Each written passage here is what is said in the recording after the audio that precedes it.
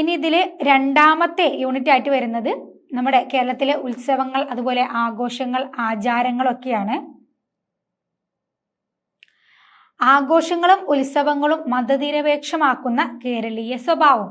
അപ്പൊ നമുക്ക് ഇപ്പൊ ഓണായാലും വിഷു ആയാലും പെരുന്നാളായാലും ക്രിസ്മസ് ആയാലും ഒക്കെ നമ്മൾ ഹിന്ദു മുസ്ലിം ക്രിസ്ത്യൻ വ്യത്യാസമില്ലാതെ ആഘോഷിക്കാറുണ്ട്. അപ്പോൾ നമ്മുടെ കേരളീയരുടെ സ്വഭാവം അങ്ങനെയാണ്. ആഘോഷങ്ങളും ഉത്സവങ്ങളൊക്കെ മതനിരപേക്ഷമായിട്ട് തന്നെ ആഘോഷിക്കാറുണ്ട്. അതിൽ ഓണം നമ്മുടെ കേരളത്തിന്റെ മുഴുവൻ ആഘോഷമായിട്ടാണ് പൊതുവെ പറയാറുള്ളത്. ഹിന്ദു കുടുംബങ്ങളിൽ അതിനനുസരിച്ചുള്ള കുറച്ച് ചടങ്ങുകളും കാര്യങ്ങളും ഒക്കെ ഉണ്ടെങ്കിലും ഈ ഒരു പൂവിടലൊക്കെ, ഈ 10 ദിവസത്തെ പൂവിടലൊക്കെ എല്ലാവരും ചെയ്യാറുണ്ടെന്നാണ് ഞാൻ വിശ്വസിക്കുന്നത്. കുറെ പേരൊക്കെ അങ്ങനെ ചെയ്ത് കണ്ടിട്ടുണ്ട്. അപ്പോൾ അത്തരത്തിലുള്ള ആഘോഷങ്ങളെ കുറിച്ചാണ് ആദ്യം പറയാനുള്ളത്. ഇപ്പോൾ ഓണത്തെ കുറിച്ച് പറയുന്ന സമയത്ത് നമുക്ക് ചിങ്ങമാസത്തിലാണ് ഓണം ഉണ്ടാവാറുള്ളത്. 10 ദിവസത്തെ ആഘോഷമാണ്. അത്തം മുതൽ പൂവിട്ട് തുടങ്ങിയിട്ട് തിരുവോണത്തിന് സദ്യയൊക്കെ കഴിച്ച് 4ാം ഓണം വരെ നീണ്ടു നിൽക്കുന്ന ഒരു ആഘോഷമാണ്. കുടുംബാംഗങ്ങളൊക്കെ ഒന്നിച്ചു കൂടുന്ന ദിവസം കൂടിയാണ് ഓണം. അതുപോലെ പുതിയ വസ്ത്രങ്ങളൊക്കെ ഓണത്തിനേക്ക് എടുക്കാറുണ്ട്. പിന്നെ തിരുവോണത്തിന്റെ അന്ന് മാതേവരത്തെ വെച്ചിട്ടാണ് നമുക്ക് അങ്ങനെ എഴുതാനായിട്ട് പറ്റും. പിന്നെ വരുന്നതാണ് വിഷു. ഇതുപോലെ മലയാള മാസമായ മേടമാസത്തിലാണ് വിഷു ഉണ്ടാവാറുള്ളത്. വിഷുവിന് ഇതുപോലെ കൊയ്ത്തുത്സവമായിട്ടാണ് നമ്മൾ വിഷുവിനെ പറയാറുള്ളത്. അന്നത്തെ ചടങ്ങുകൾ എന്ന് പറഞ്ഞു കഴിഞ്ഞാൽ നമ്മൾ പുലർച്ചെ കണി വെച്ച് തലേദിവസം രാത്രി കണി ഒരുക്കിയിട്ട് ഉറങ്ങിയിട്ട് രാവിലെ എണീച്ച് നമ്മൾ ആ കണി കാണും. പിന്നെ പടക്കങ്ങൾ പൊട്ടിക്കും. അന്ന് സദ്യ ഉണ്ടാക്കും. പിന്നെ കൈനീട്ടം കൊടുക്കാറുണ്ട്. അപ്പൊ അങ്ങനെയുള്ള അതൊക്കെ നമുക്ക് എല്ലാവർക്കും അറിയാവുന്ന കാര്യങ്ങളാണല്ലോ. അപ്പൊ ആ ഒരു ആഘോഷമായിട്ട് നിലനിൽക്കുന്ന ആചാരങ്ങളെ കുറിച്ചൊക്കെ നമുക്ക് അതിൽ ഉൾപ്പെടുത്തി എഴുതാനായിട്ട് പറ്റും. പിന്നെ വരുന്നതാണ് തിരുവാതിര. ധനുമാസത്തിലെ തിരുവാതിര നാളിലാണ് ആഘോഷിക്കാറുള്ളത്. വിവാഹ ജീവിതം സുഖപ്രദമാകാൻ വേണ്ടിയിട്ട് സ്ത്രീകൾ എടുക്കുന്ന ഒരു നോമ്പ് എന്നൊക്കെ ഇതിന് പറയാനായിട്ട് പറ്റും. അപ്പോൾ വിവാഹ ജീവിതം നല്ല രീതിയിൽ പോകാൻ വേണ്ടിയിട്ട് ശിവനെ ആരാധിക്കുന്ന ഒരു ദിവസമാണ് തിരുവാതിര എന്ന് പറയുന്നത്. പിന്നെ മുസ്ലിങ്ങളുടെ ആഘോഷം നോക്കുന്ന സമയത്ത് പിന്നെ നമുക്ക് കുറെ വരുന്നുണ്ട് ഈ ഒരു ക്ഷേത്രങ്ങളുമായിട്ടൊക്കെ ബന്ധപ്പെട്ടിട്ടൊക്കെ.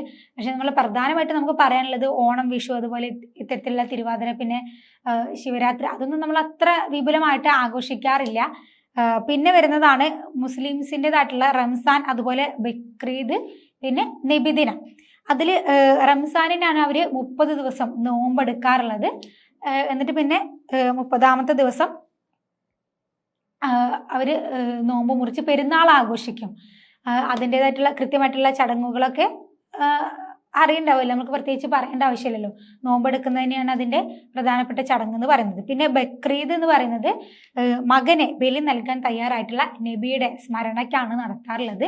പിന്നെ അതുപോലെ നബിദിനം, ഇതാണ് മുസ്ലിംസിനിടയിൽ പ്രധാനമായിട്ടും ഉണ്ടാവാറുള്ള ആഘോഷം എന്ന് പറയുന്നത്.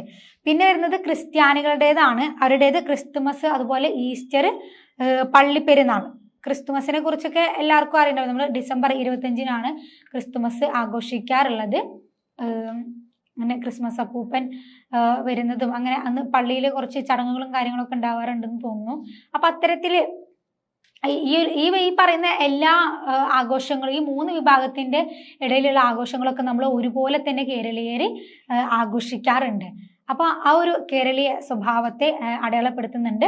പിന്നെ സംഘകാലത്ത് തന്നെ ഓണാഘോഷം തുടങ്ങിയിട്ടുണ്ടായിരുന്നു എന്ന് പറയുന്നുണ്ട്. പിന്നെ സ്ഥാണു രവിയുടെ കാലം മുതൽ വിഷു ആഘോഷിക്കാനായിട്ട് തുടങ്ങി എന്ന് പറയുന്നുണ്ട്. പിന്നെ നമ്മൾ പറഞ്ഞ തിരുവാതിരയെ കുറിച്ച് നമ്മൾ പറഞ്ഞു, വിവാഹ ജീവിതം സുഖപ്രദമാക്കാൻ വേണ്ടിയിട്ടാണ് തിരുവാതിര നോൽക്കാറുള്ളത് എന്നുള്ളത്. പിന്നെ മുസ്ലിം ക്രിസ്ത്യൻ ആഘോഷങ്ങളെ കുറിച്ച് പറഞ്ഞു. പിന്നെ വിവിധ ജാതികൾ അവർക്കിടയിലും പുറത്തേക്കും നിർമ്മിച്ച ആചാരങ്ങൾ, അതായത് ഈ ഒരു ജാതി വ്യവസ്ഥ വന്നത് മൂലം അയിത്തൽ, തീണ്ടൽ, തൊടിയിൽ തുടങ്ങിയിട്ടുള്ള കുറച്ച് ആചാരങ്ങളൊക്കെ ഉണ്ടായിരുന്നു. പിന്നെ അവർക്കിടയിൽ തന്നെ ഈ ഒടിവിദ്യ, അതുപോലെ കൂടോത്രം തുടങ്ങിയിട്ടുള്ള കുറച്ച് ആചാരങ്ങളും നിലനിന്നിട്ടുണ്ടായിരുന്നു. അതിനെ കുറിച്ചൊക്കെ നമ്മൾ സിനിമയിലെങ്കിലും കണ്ടിട്ടൊക്കെ അറിയുണ്ടാവും എന്നൊക്കെ വിചാരിക്കുന്നു. പിന്നെ ഈ ഒരു താഴ്ന്ന വിഭാഗത്തിൽ ഉണ്ടായിരുന്നതായിരുന്നു വണ്ണാപ്പേടി, അതുപോലെ പുലപ്പേടി, പറപ്പേടി എന്നൊക്കെ പറയുന്നത്. അതായത് ഈ ഒരു നായർ സ്ത്രീകളെ രാത്രി പുറത്തിറങ്ങുന്ന സമയത്ത് താഴ്ന്ന ജാതിയിൽപ്പെട്ടുള്ള ആളുകൾ കല്ലോ അല്ലെങ്കിൽ എന്തോ വടി കൊണ്ടെങ്കിലും എറിഞ്ഞ് അത് അവരുടെ ദേഹത്ത് തട്ടിക്കഴിഞ്ഞാൽ അവർ ആ കുടുംബത്തിൽ നിന്ന് പുറത്താവും. അവർ പിന്നെ ഈ ഒരു കല്ലെറിഞ്ഞ ആളുടെ കൂടെയാണ് ജീവിക്കേണ്ടത്. അതാണ് ഈ മണ്ണാപ്പേടി പുലപ്പേടി എന്നൊക്കെ പറയുന്ന കാര്യങ്ങൾ. അപ്പൊ അതുപോലെയുള്ള ആചാരങ്ങളൊക്കെ അവർക്കിടയിൽ ഉണ്ടായിരുന്നു. പിന്നെ സംബന്ധം, അതുപോലെ ബഹുഭർത്തൃത്വം. നമ്മൾ ഉത്സവങ്ങളെ കുറിച്ച് നമ്മൾ ആദ്യം പറഞ്ഞു, ആഘോഷങ്ങളെ കുറിച്ച് പറഞ്ഞു. ഇനി ആചാരങ്ങളെ കുറിച്ചാണ് പറയാനുള്ളത്. ആചാരങ്ങളിലാണ് നമ്മളിത് പറഞ്ഞത്, അയിത്തം, തീണ്ടൽ, തൊടിയിൽ പറഞ്ഞിട്ടുള്ള കാര്യങ്ങൾ, പിന്നെ അതുപോലെ അവർക്കിടയിൽ ഉണ്ടായിരുന്ന ഒടിവിദ്യ, കൂടോത്രം തുടങ്ങിയിട്ടുള്ള ആചാരങ്ങൾ, പിന്നെ മണ്ണാപ്പേടി, പുലപ്പേടി തുടങ്ങിയിട്ടുള്ള കാര്യങ്ങൾ. ഇനി സംബന്ധം, അതുപോലെ ബഹുഭർത്തൃത്വം. അതായത് സംബന്ധം എന്ന് പറയുന്നത് നമ്പൂതിരി ഗ്രഹങ്ങളിൽ മൂത്ത മകന് മാത്രമേ സ്വജാതിയിൽ നിന്ന് വിവാഹം കഴിക്കാനുള്ള അവകാശം ഉണ്ടായിരുന്നുള്ളൂ.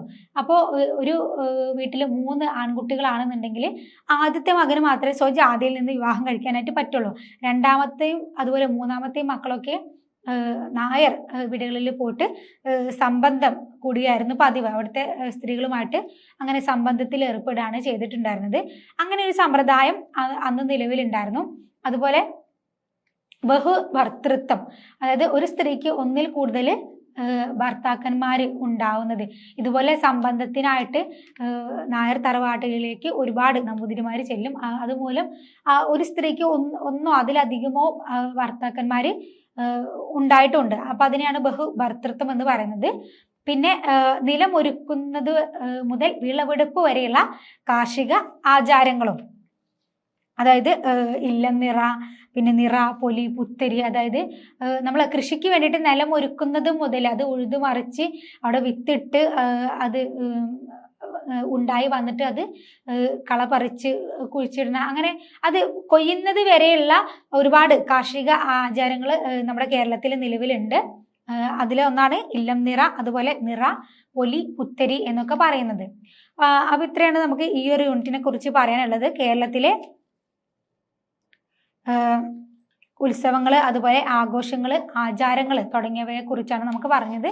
ഇതൊക്കെ നമുക്ക് വായിച്ചിട്ടില്ലെങ്കിലും നമുക്ക് നമ്മുടെ ഒരു ബുദ്ധി വെച്ച് എഴുതാൻ പറ്റുന്ന കാര്യങ്ങൾ തന്നെയേ ഉള്ളൂ. നമ്മുടെ കേരളത്തിൽ നിലനിൽക്കുന്ന ഇത്തരത്തിലുള്ള കാര്യങ്ങളെ കുറിച്ച് എന്തായാലും എല്ലാവർക്കും അറിയുന്നതാണ്.